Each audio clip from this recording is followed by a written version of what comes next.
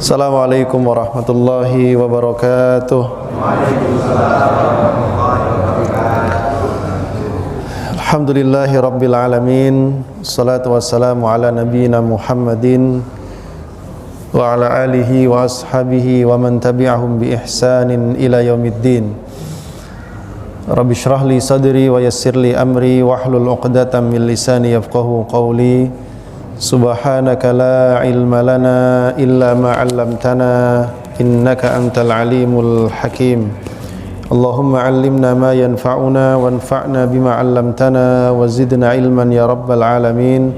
Allahumma inna na'udzubika min qalbin la yakhsha' wa min ilmin la yanfa' wa min nafsin la tashba' wa min da'watin la yustajabu laha.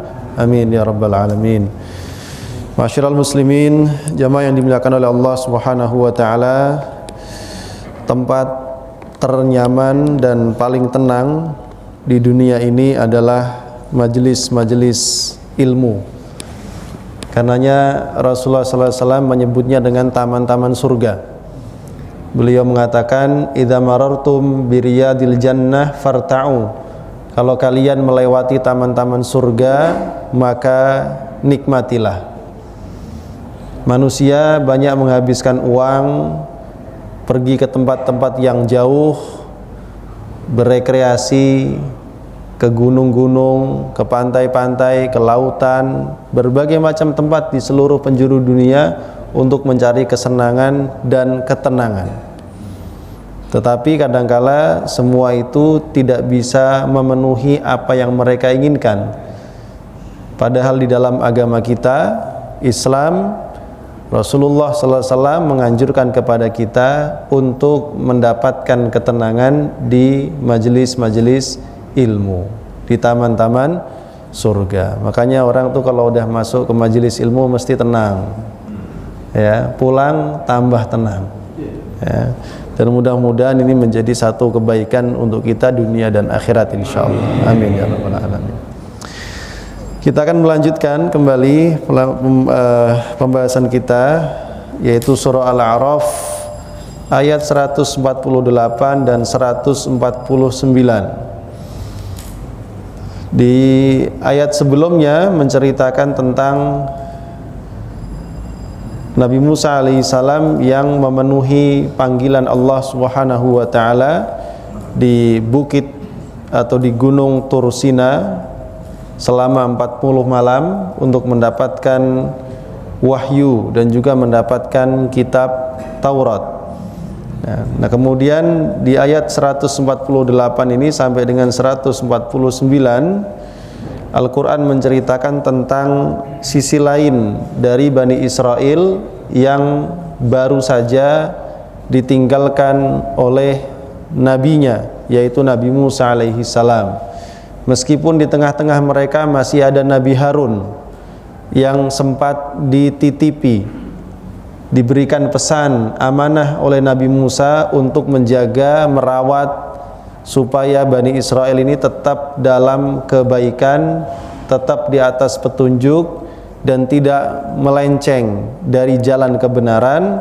Namun tabiat Bani Israel yang belum lama dibebaskan dari penjajahan Fir'aun rupanya sangat mudah untuk dibelokkan kepada kesesatan.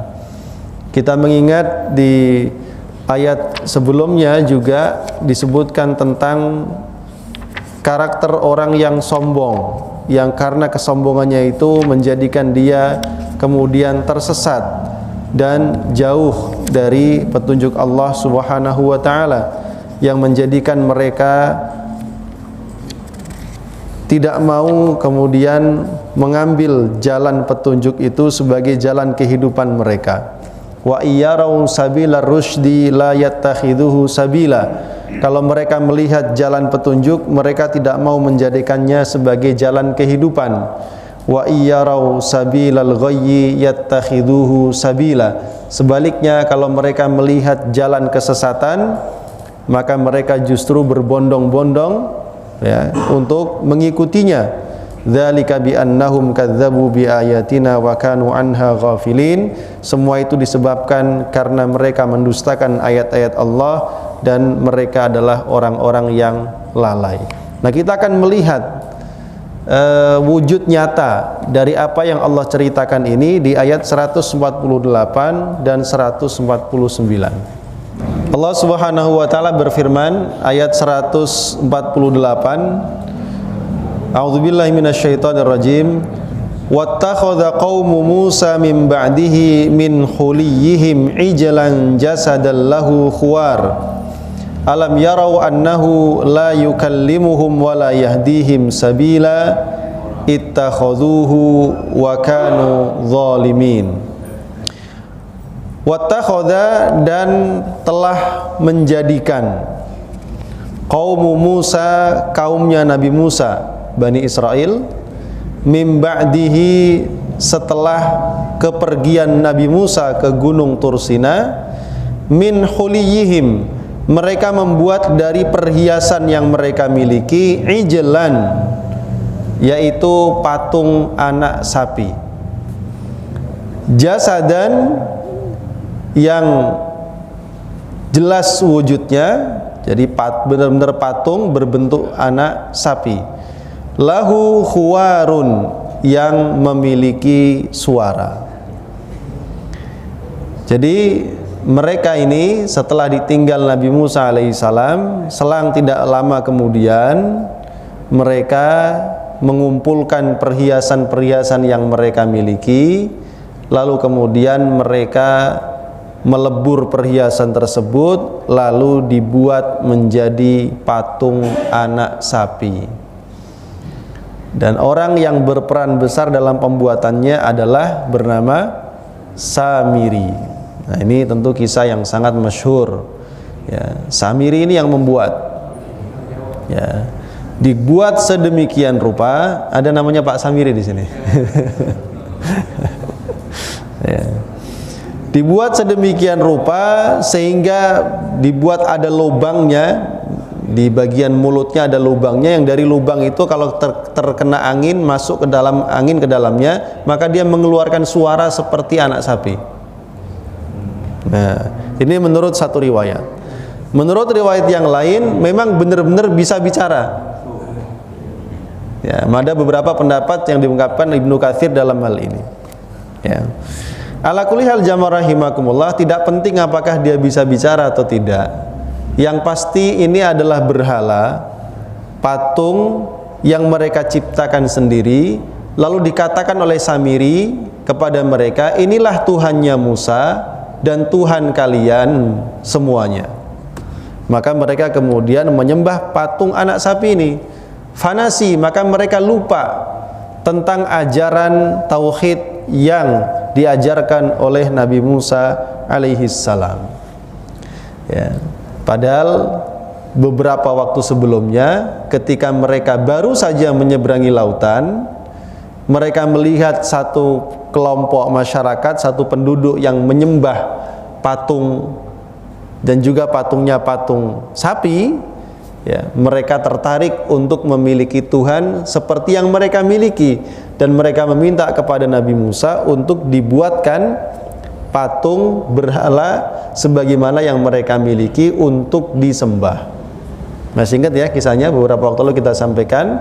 Nah, di saat itu Nabi Musa mengatakan, innakum qaumun tajhalun, kalian ini kaum yang bodoh. Artinya Nabi Musa waktu itu berhasil untuk mencegah mereka dan meluruskan kembali pikiran mereka yang bengkok, dikembalikan, diluruskan ke jalan yang benar, supaya mereka tidak berperilaku dan bertindak bodoh, ya, sehingga ingin memiliki Tuhan lain selain daripada Allah Subhanahu wa ta'ala. Nah, rupanya hal seperti ini belum benar-benar menjadikan mereka memiliki pendirian yang kokoh, belum bisa membuat mereka memiliki keyakinan yang lurus.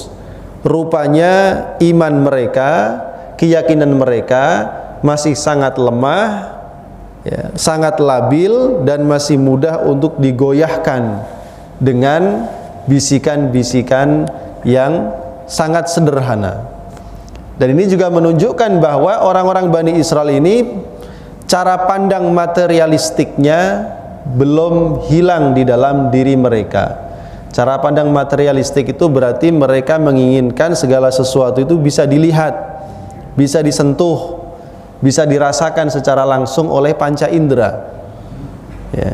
Sehingga ketika kemudian mereka diterangkan tentang sifat-sifat Allah Subhanahu wa Ta'ala, yang Allah sendiri secara zat tidak mampu ditangkap oleh panca indera manusia, mereka tidak mampu mencapai pemahaman tersebut. Tetapi begitu mereka ditawari, ya, dihembuskan kepada mereka, dikatakan kepada mereka, bahkan Samiri mengatakan tanpa argumen, mereka Samiri bilang inilah Tuhannya Musa dan Tuhan kalian. Fanasi, maka mereka langsung lupa dengan semua ajaran Nabi Musa alaihi salam. Ya.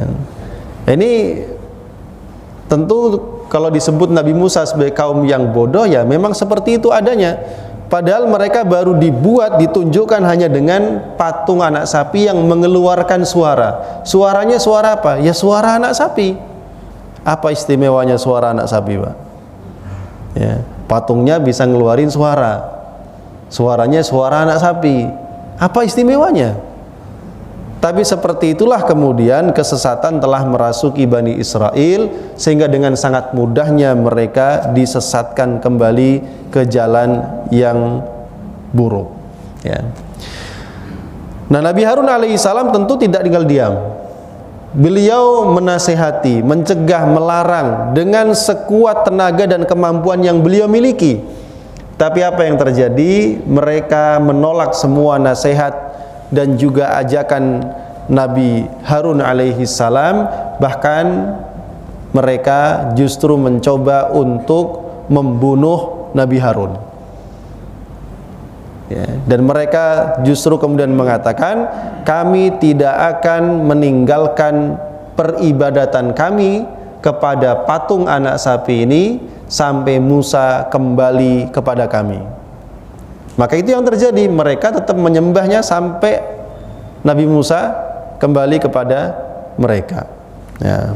Nah, ini memang patungnya istimewa, Pak, karena terbuatnya dari emas. Ya, terbuatnya dari emas. Terbuat dari emas, dibentuk anak sapi, terus ada suaranya, seolah-olah keren gitu. Ya. Ini kalau di Indonesia kayaknya semalam hilang kayaknya. Ya. Orang besi tua aja hilang, apalagi emas ya. Besi tua aja hilang. Konon katanya baut-bautnya jembatan Suramadu juga pada hilang katanya. Ya, Masya Allah, dia orang Indonesia hebat memang. Ya. Lalu kemudian diterangkan di situ. Ya, jadi tadi dikatakan patung anak sapi ini bisa mengeluarkan suara. Maka dikatakan alam yarau annahu la yukallimuhum wa la yahdihim sabila. Alam yarau, apakah mereka tidak melihat annahu, bahwa patung anak sapi itu la yukallimuhum, tidak bisa berbicara dengan mereka, hanya mengeluarkan suara saja. Jadi bukan suara yang mengajak mereka bicara, bukan, kan berbeda. Apakah mereka tidak melihat? Kalimat alam yarau berarti melihat, maksudnya apakah mereka tidak berpikir? Apakah mereka tidak menganalisa? Apakah mereka tidak memperhatikan dengan seksama, menggunakan akal pikirannya? Bukankah patung anak sapi itu juga cuman patung, dia benda mati yang tidak bisa berbicara dengan mereka, wala yahdihim sabila, dan tidak bisa memberikan petunjuk jalan kepada mereka. Ya. Jadi mereka memang nggak menyadari itu. Ya. Di dalam hati mereka telah dipenuhi dengan kesesatan. Udah pokoknya ini Tuhan kami, disembah, dimintai sesuatu dan lain sebagainya, tanpa berpikir ke arah sana. Kesesatan itu telah menutup akal sehat mereka. Ya. Ya, manusia itu memang kalau sudah dirasuki dengan kesesatan, akal sehatnya ketutup, Pak, memang. Ya, tidak lagi berpikir secara rasional. Ya. Jadi kalau dulu ada dua orang yang tidak bisa dinasehati, satu orang yang sedang jatuh cinta, dua adalah tim sukses, yang ketiga orang yang sesat ini, ya, nambah satu berarti. Ya. Rasio akal pikirannya buntu, tidak bisa dinasehati. Ya, tidak berpikir dengan baik. Jadi alam yaro annahu la yukallimuhum, bahwa patung anak sapi itu tidak bisa berbicara kepada mereka, padahal salah satu sifat ketuhanan itu adalah berbicara. Allah punya sifat kalam atau mutakallim, yang berbicara. Allah itu berbicara.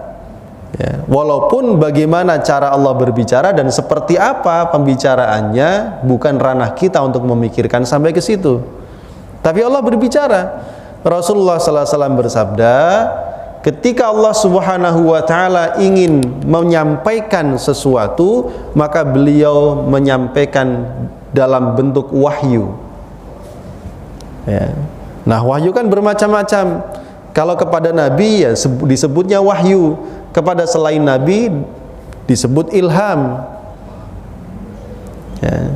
Nah, disinilah kemudian kita melihat bahwa karena patung anak sapi ini tidak memiliki sifat-sifat ketuhanan, tentu dia tidak layak menjadi Tuhan dan dia tidak layak untuk disembah. Allah yang maha berbicara, mutakallim, ya, yang memiliki sifat bisa berbicara, maka Allah lah yang lebih layak untuk disembah. Nah, di sini yang mereka kemudian tidak mendapati hal itu. Ya, la yukallimuhum fayamuruhum. Berhala itu, patung anak sapi itu tidak berbicara kepada mereka dengan memberikan perintah ataupun memberikan larangan. Tidak pula memberikan petunjuk kepada mereka kepada jalan kebenaran yang menjadikan mereka bahagia kehidupannya dunia dan akhirat. Ya. Maka ketidakmampuan berhala itu untuk berbicara itu merupakan sebuah kekurangan yang amat sangat fatal. Ya, pernah kita ceritakan tentang seorang musyrik yang setiap hari sebelum dia bekerja, maka dia akan menyembah patung berhala Tuhannya. Ya. Lalu nanti ketika sore pulang disembah lagi. Ya. Ada beberapa orang anak muda muslim yang mencoba ingin mendakwai orang tua ini dengan cara yang unik berbeda dari yang lain. Setelah orang ini berangkat bekerja, patungnya diambil, dibuang ke kebun. Ya, pas pulang dicari, Tuhan saya hilang. Maka dicari-cari, ketemu, dibawa pulang lagi, diusap-usap. Ya, kasihan sekali Tuhanku katanya. Siapa yang tega memberikan perlakuan seperti ini kepadamu? Hari kedua seperti itu lagi. Dia masih belum berpikir juga. Di hari kedua setelah ditemukan dikembalikan lagi. Besoknya hari ketiga ketika dia mau berangkat dikasih pedang. Ini pedang katanya. Nanti kalau ada orang yang mencelakaimu, hendak mencelakaimu, maka tebaslah ia dengan pedang ini. Ya, dah ditinggal pergi. Dibuang lagi. Sama. Pas dia pulang dicari lagi, Tuhannya hilang. Ya. Apakah kemudian dibalikin lagi? Enggak. Ya, patung berhala Tuhannya ditendang. Kamu enggak layak jadi Tuhan. Masa aku yang melindungi kamu, bukan kamu yang melindungi aku? Ya tentu enggak bisa. Ya.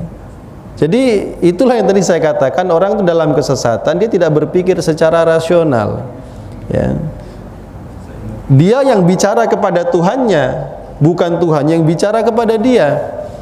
Ya. Sama seperti ketika Nabi Ibrahim alaihissalam menghancurkan semua berhala di tempat ibadahnya Namrud, disisakan satu berhala yang paling besar dan digantungkan di tangannya kapak yang dia gunakan untuk menghancurkan berhala-berhala itu. Ketika Ibrahim ditangkap, ditanya, apakah kamu yang menghancurkan semua berhala itu? Nabi Ibrahim mengatakan, tanyalah yang paling besar itu. Ya. Tanyakan. Maka Namrud mengatakan, bagaimana mungkin kami bertanya kepada sesuatu yang tidak bisa berbicara? Maka Nabi Ibrahim mengatakan, kalau kalian tahu dia tidak bisa bicara, kenapa kalian sembah? Nah, jadi ini Dibukalah logika berpikir yang benar ini oleh Nabi Ibrahim alaihissalam, sehingga mereka terbungkam, tidak bisa menjawab, dan akhirnya untuk menutupi rasa malunya mereka memberikan keputusan dengan membakar Nabi Ibrahim alaihissalam.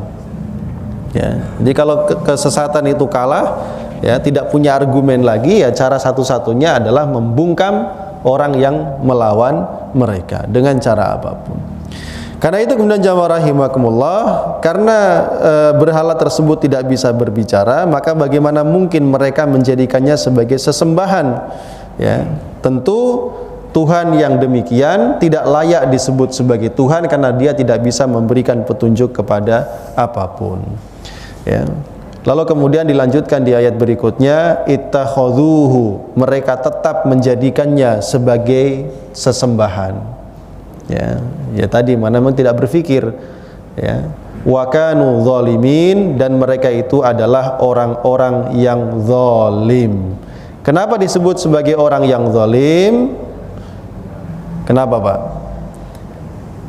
Zalim itu artinya meletakkan sesuatu tidak pada tempatnya. Wad'u syai'i fi ghairi mawdi'ihi ala sabilil udwan, meletakkan sesuatu tidak pada tempatnya dalam rangka memusuhi. Itu namanya zulm, perbuatan zalim.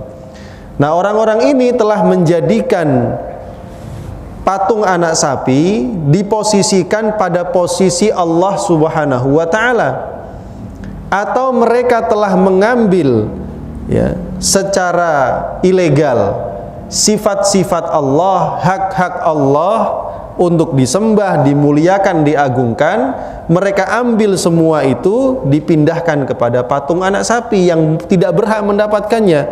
Karenanya mereka disebut sebagai orang-orang yang zalim. Ya. Mereka disebut orang yang zalim, dan kezaliman yang paling besar itu adalah kemusyrikan. Sebagaimana nasihat Luqman kepada putranya, ya bunayya la tusyrik billah, nak, janganlah kamu menyekutukan Allah. Inna syirka la zulmun azim, sungguh syirik itu kezaliman yang paling besar. Jadi kesyirikan itu kezaliman yang paling besar. Tidak ada kejahatan yang lebih jahat melebihi jahatnya seseorang yang menjadikan sekutu bagi Allah Subhanahu wa ta'ala. Karenanya kemudian kejahatan yang sangat besar ini pun mendapatkan respon yang sangat keras dari Allah.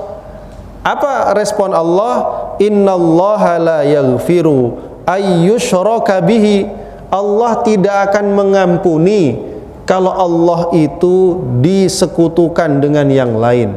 Dosa syirik, dosa yang tidak diampuni oleh Allah Subhanahu wa ta'ala.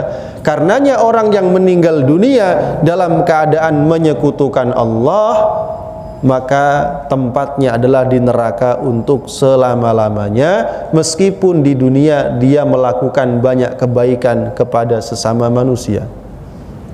Kenapa demikian? Karena dia telah melakukan kejahatan yang paling besar, yaitu menyekutukan Allah. Nah, inilah Bani Israel yang terjadi kepada mereka. Ya, mereka telah menyekutukan Allah Subhanahu wa ta'ala. Ya.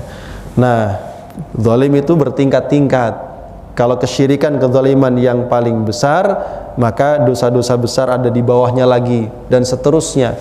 Apapun itu. Karenanya kita dalam kehidupan ini, sesuatu yang salah harus kita katakan salah, sesuatu yang benar kita katakan benar.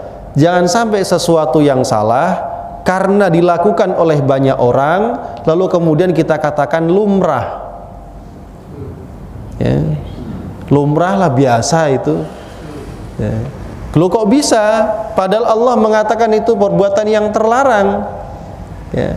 Bahkan kalaupun di dunia ini hanya satu orang yang melakukan kebaikan, sementara yang lain berbuat keburukan, maka semua itu kita katakan buruk. Kadang-kala kita ini terbawa kondisi, ya, terbawa kondisi. Apapun itu, ya, Segala sesuatu yang diraih dengan cara-cara yang tidak benar, ya kita sebut itu tidak benar. Ada seseorang misalkan meraih jabatan, kekuasaan dengan cara-cara yang tidak benar, ya kita katakan cara-cara yang dia gunakan tidak benar, walaupun akhirnya dilantik-lantik juga, gitu. Ya. Karena kemudian jangan sampai kita menormalisasi, menganggap benar sesuatu yang salah. Ini sama dengan kita mengingkari akal pikiran kita sendiri. Kita mengingkari hati nurani dan akal sehat kita.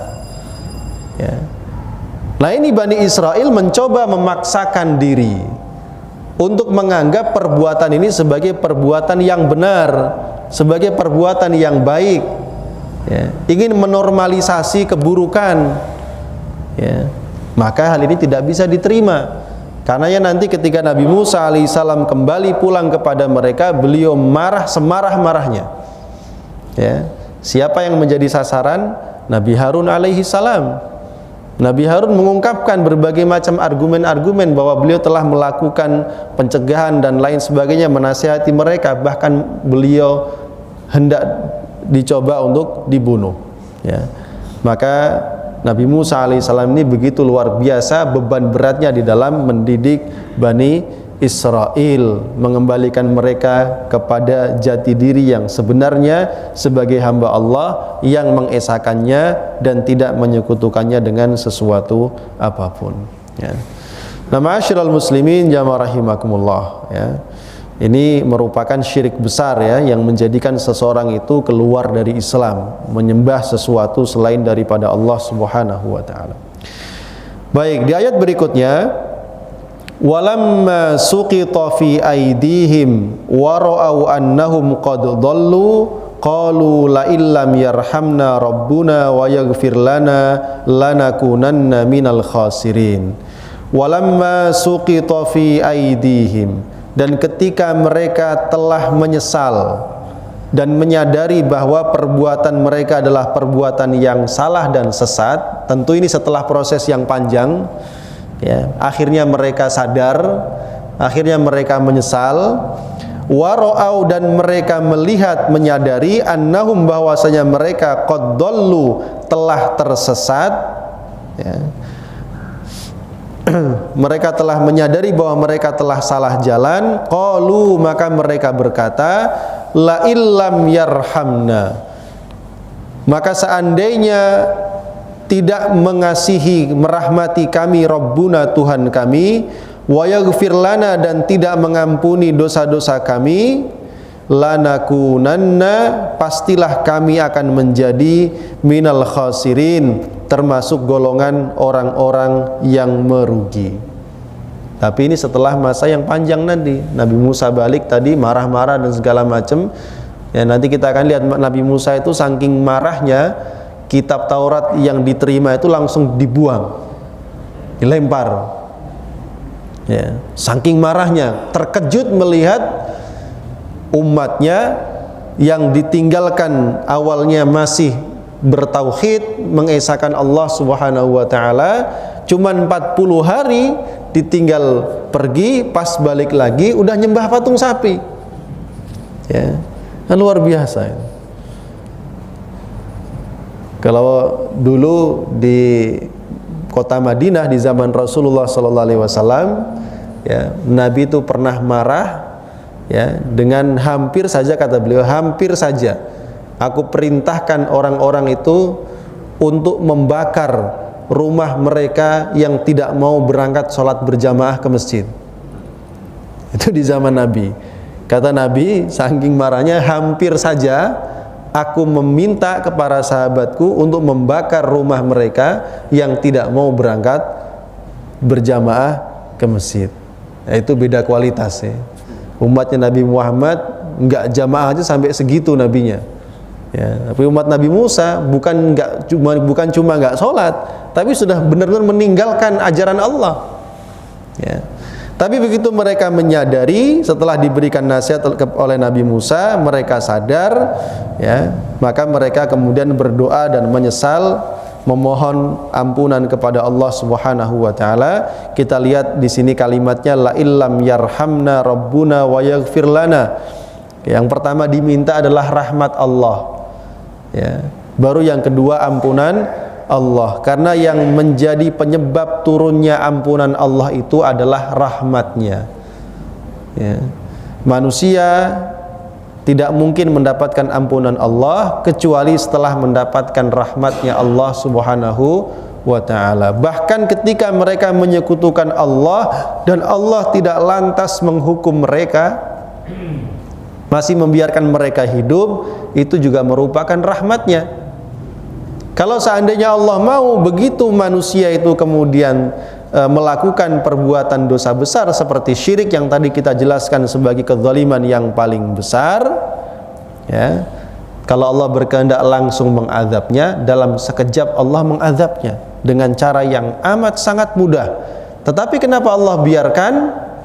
Itu menandakan Allah pun masih merahmati mereka.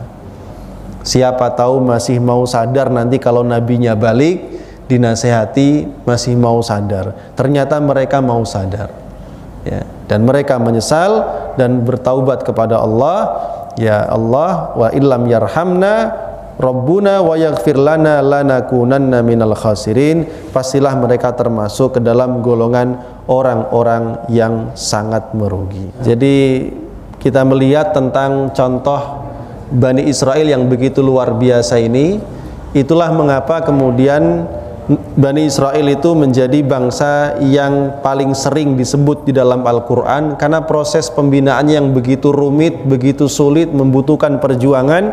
Dia menjadi potret, menjadi contoh, terutama bagi Rasulullah SAW dalam perjuangan beliau kemudian mendakwai umatnya dan mendakwahkan Islam ini, ya, maka beliau kemudian bisa mengambil contoh dari Bani Israel ini, bagaimana Nabi Musa alaihissalam mendidik mereka sedemikian rupa agar kemudian menjadi satu bangsa yang kuat, tidak cuma kuat secara fisik tapi juga kuat pendirian, kuat keyakinannya, karena sebuah bangsa yang kuat itu dimulai dari keimanannya yang kuat kepada Allah Subhanahu wa ta'ala.